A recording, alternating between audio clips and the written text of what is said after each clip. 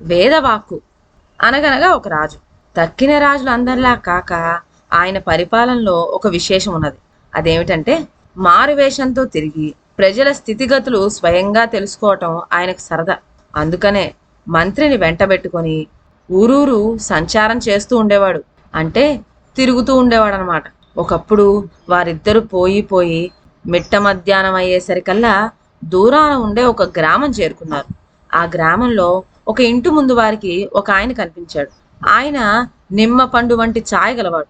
20 ఏళ్ల వయసువాడు. వయసుకు తగ్గ ఒడ్డు పొడుగు గలవాడు. మంచి స్ఫురద్రూపి కూడా. భూతబలి వేయటానికని ఆయన అప్పుడే యువతలకు వచ్చి నిలబడ్డాడు.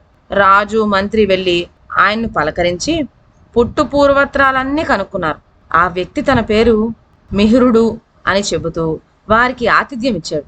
వారి ఇష్టాగోష్ఠి చేస్తూ ఉండగా ప్రస్తావనలో మిహిరుడు గొప్ప జ్యోతిష్కుడనే విషయం రాజుకు వెల్లడైంది.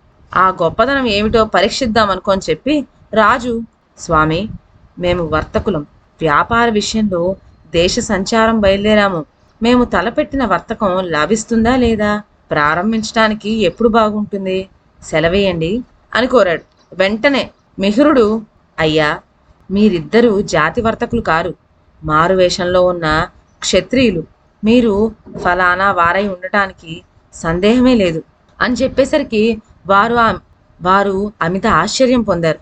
తర్వాత రాజు మిహిరుని తమ ఆస్థానంలో పెట్టుకున్నాడు. ఇలా ఉండగా లేక చాలా కాలానికి రాజుకు కుమారుడు కలిగాడు. శిశువు జాతకం తయారు చేయవలసిందని ఆస్థాన జ్యోతిష్కులందరికీ రాజు ఆజ్ఞ అయింది.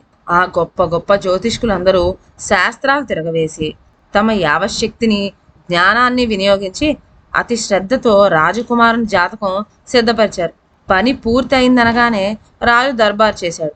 ఆ సభలో అందరూ కూడా రాజకుమారుని జాతకం చాలా దివ్యంగా ఉన్నది, అయితే 20వ ఏట మాత్రం అందులో ఒక చిన్న గండం కనిపిస్తుంది, కానీ అది ఏమి పాటి ఇట్టే దాటేయవచ్చు అంటూ ఏకగ్రీవంగా చెప్పారు. అందరూ కలిసి ఈ విధంగా చెబితే మిహిరుడు మాత్రం, ఆ బాలుడు 20వ ఏట ఫలానా రోజున 5:30 గంటలకు అడవి పంది మూలంగా తప్పక మరణిస్తాడు అని జంకు బొంకు లేకుండా చెప్పేశాడు. రాజపుత్రునికి బాల్యం దాటింది. జ్యోతిష్కుల మాటలు జ్ఞాపకం రాగా అప్పటి నుండి రాజు మనసు కలవరపడజొచ్చింది. అటు సూర్యుడు ఇటు పొడిచినప్పటికీ మిహిరుని నోటు వాక్యానికి తిరుగులేదని రాజుకు బాగా తెలుసు. కనుక కుమారుని విషయంలో ఉపేక్ష చేయడానికి ఎంత మాత్రమూ వీల్లేదనుకున్నాడు. పోతే దైవ విధికి అడ్డుపెట్టే శక్తి ఎంత మాత్రమూ మానవునికి లేదు.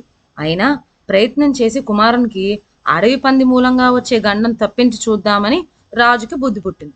ఈ ఉద్దేశంతో నగరానికి దూరాన 7 అంతస్తుల మేడ కట్టించి చుట్టూ ఎత్తైన గోడలు ఆవరణగా పెట్టించి చీమలు రావటానికైనా వీలు కానంత బందోబస్తీ చేయించాడు.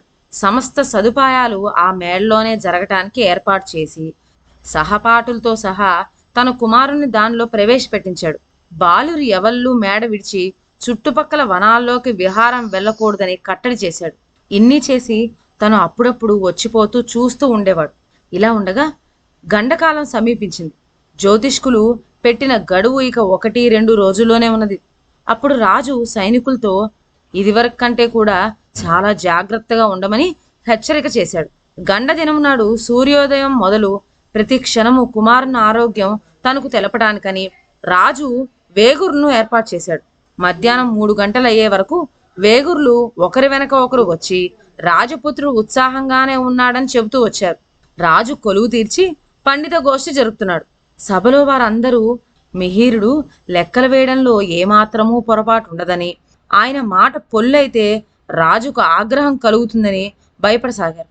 ఇంతలో 5 గంటలైంది.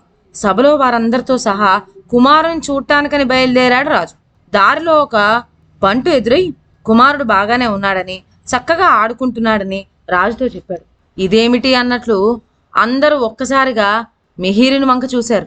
అంత మాత్రానికే మిహిరుడు బెదరలేదు. నా జోష్యం తప్పదు అన్నాడు. అప్పుడు రాజకుమారుడు ఉండే మేడ ప్రవేశించి బొగటా చేయగా బాలుడు 4వ అంతస్తు మీద ఉన్నాడని సేవకులు చెప్పారు.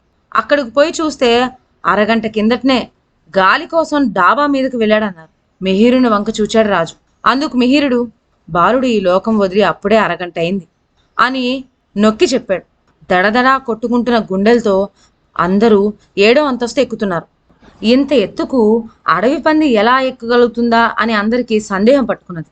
తీరా డాబా ఎక్కి చూచేసరికి ఒక జెండా స్తంభం కింద మంచం పైన రొమ్ము మీద భారమైన ఇనుప వారాహి విగ్రహం పడి నెత్తురోడుతున్న శరీరంతో రాకుమారుడు కనిపించాడు. పుత్రశోకం భరించలేక అపరిమితంగా విలవించాడు రాజు. ఈ నగరు నిర్మించినప్పుడు శిల్పి ఈ విగ్రహాన్ని జెండా స్తంభం మీద నిలిపి ఉంటాడు. కుతూహలం కొద్దీ బిడ్డడు దీన్ని లాగి ఉంటాడు. దాని ఫలితమే ఇది. వరాహమూర్తి మా ఇలవేలు పైనప్పుడు మా కులదైవము ఈ విధంగా నా బిడ్డని తనలో ఐక్యం చేసుకున్నాడా? ఏది ఏమైనా శాస్త్రం తప్పదు అని అందరికీ తరువాత రాజు తెలియజెప్పాడు. రాజు అప్పుడు మిహిరుణ్ణి కౌగిలించుకొని ఎంతగానో గౌరవించి వారాహి మిహిరి అనే బిరుదు ప్రసాదించాడు కూడా. ఇదండి ఇవాళ కథ. మరొక మంచి కథతో నెక్స్ట్ వీడియోలో కలుద్దాం. అంతవరకు సెలవు. నా ఛానల్లోని కథలు మీకు నచ్చినట్లయితే నా ఛానల్ను లైక్ చేసి సబ్స్క్రైబ్ చేయండి. షేర్ చేయడం మర్చిపోవద్దు. కొత్త కథల నోటిఫికేషన్ కోసం బెల్ ఐకాన్ ప్రెస్ చేయండి. Thank you.